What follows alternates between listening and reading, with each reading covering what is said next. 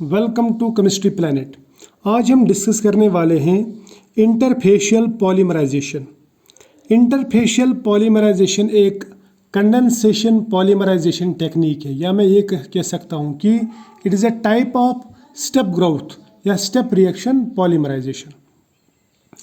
इस polymerisation technique में क्या कराते हैं हम, इसमें पॉलीमराइजेशन दो फेजेस के बीच में होती है। मान लीजिए हमारे पास में एक फेज़ है एक्वस फेज़, यानी वाटर लिया हमने, और दूसरी तरफ से ऑर्गेनिक सॉल्वेंट लिया, फॉर एग्जांपल डाइक्लोरोमीथेन। अब ये दोनों इम्मिसिबल हैं। इम्मिसिबल मैं बोलूँगा ये इम्मिसिबल है, तो ये ऐसे दो लेयर्स बनाएंगे, जैसे DCM एक लेयर बनाएगा और ऊपर होगा वाटर लेयर, क्योंकि आपस में मिक्स नहीं होंगी। और जो पॉलीमराइजेशन होती है वो होती है यहाँ पे इस इंटरफेस पे। इंटरफेस मीन्स जहाँ पे वाटर का सरफेस और DCM का सरफेस आपस में मिल जाए, ठीक है, उसको हम कहते हैं इंटरफेस। तो इस इंटरफेस पे पॉलीमराइजेशन होती है, या मैं बोलूँगा इस इंटरफेस पे, यानी दो फेजेस के बीच में यहाँ पे रिएक्शन होती है। कौन सी रिएक्शन होती है? Condensation reaction.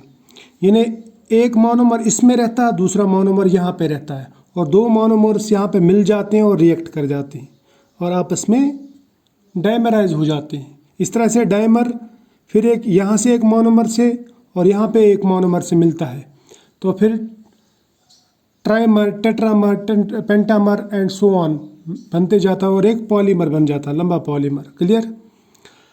अब इसमें हम बोल सकते हैं कि इस टेक्निक में हम रिएक्शन कराते हैं बिटवीन ए वाटर सॉल्युबल मोनोमर और एक वाटर इनसॉल्युबल मोनोमर, यानी वाटर सॉल्युबल और वाटर इनसॉल्युबल मोनोमर के बीच में रिएक्शन होती है, और वो भी कहाँ? यहाँ बाउंड्री पे, बॉर्डर पे। क्लियर? एक एग्जांपल देता हूँ मैं आपको। हमारे पास में मान लीजिए इथिलीन डायमीन है, इसके पास में दो NH2 ग्रुप्स हैं, तो ये हाइड्रोजन बॉन्डिंग बना सकता है, हाइड्रोजन बॉन्ड बना सकता है वाटर के साथ में, तो ये वाटर सॉल्युबल है। ठीक। अब यहाँ पे टेरेप्थेनॉइल क्लोराइड है, ये कोई हाइड्रोजन बॉन्ड नहीं बनाता वाटर के साथ में, तो ये वाटर इनसॉल्युबल है। अगर मैं इसको डाइक्लोरोमीथेन में ले लूँ, सपोज इसको मैं लेता हूँ DCM में, इसको मैं लेता हूँ वाटर में, और दोनों को मिला दिया, तो ये एक इस तरह का एक ये बन जाएगा सिस्टम। यहाँ पे DCM में ये टेरिप्थलेट, ठीक, और यहाँ पे वाटर।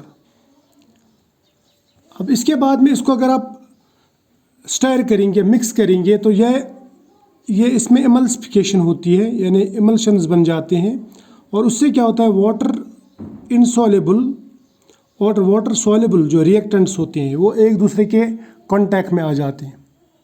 ठीक है, जैसे ये वाटर इनसॉल्युबल है, ये वाटर सॉल्युबल है, ये DCM में रहेगा, ये वाटर में रहेगा, ये अलग लेयर, ये अलग फेज़ में रहेगा, ये अलग फेज़ में रहेगा।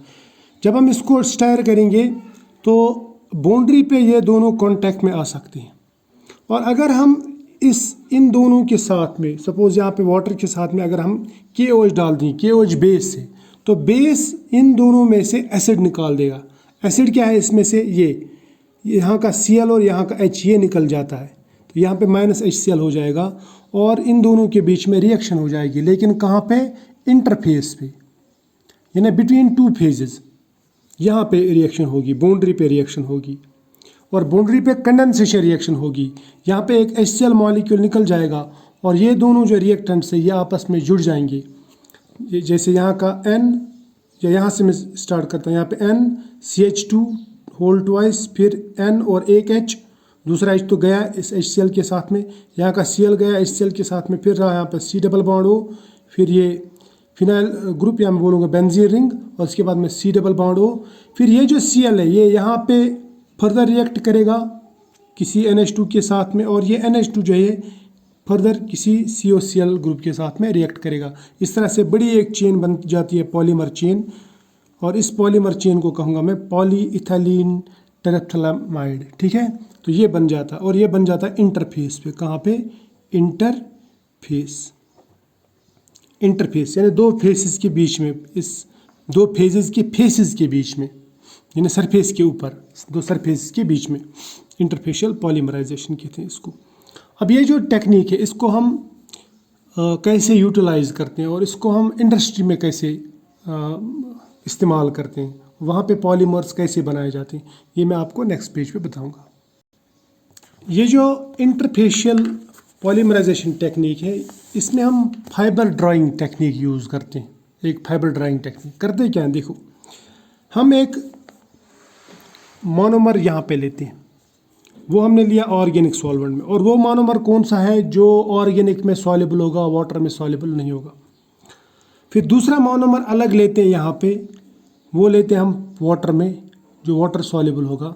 फॉर एग्जांपल मुझे एक पॉलीमर बनाना है, उसका नाम है नायलॉन 610। नायलॉन 610 में इथाइलिन डायमीन हेक्सामिथाइलिन डायमीन ये मिलाते हैं, और इसको हम बोलते हैं सिबाकोइल क्लोराइड। तो ये सिबाकोइल क्लोराइड और हेक्सामिथाइलिन डायमीन यहाँ पे रिएक्ट होते हैं और पॉलीमर बनाना शुरू होता है। जो ही पॉलीमर बनता है तो हम एक ट्वीज़र से यहाँ से इसको खींचते हैं और एक रोलिंग ड्रम के ऊपर इस फाइबर को ले जाते हैं। यानी यहाँ पे जो पॉलीमर बनता है उसका एक फाइबर यहाँ पे हम ट्वीज़र से या फोर्सेप्स से मैं बोलूँगा, ऐसा खींच के इसके ऊपर लगा देते हैं। तो ये ड्रम रोल होता है। जितना भी पॉलीमर यहाँ पे बनता जाएगा उतना ये रोल होता जाएगा, यहाँ पे फाइबर बनता जाएगा। और हम ये हेक्सामिथाइलिन डायमीन एक साथ इसमें नहीं डालते, बल्कि ऐसे धीरे धीरे करके ड्रॉप वाइज इसमें ऐड करते जाते हैं। इसमें बेस रहता है, और ये जो सिबाकोइल क्लोराइड है ये रहता है ऑर्गेनिक फेज़ में। और ऑर्गेनिक सॉल्वेंट क्या लेते हैं हम यहाँ पे लेते हैं हम टेट्राक्लोरोइथाइलिन। ठीक है, टेट्राक्लोरोइथाइलिन लेते हैं हम यहाँ पे सॉल्वेंट।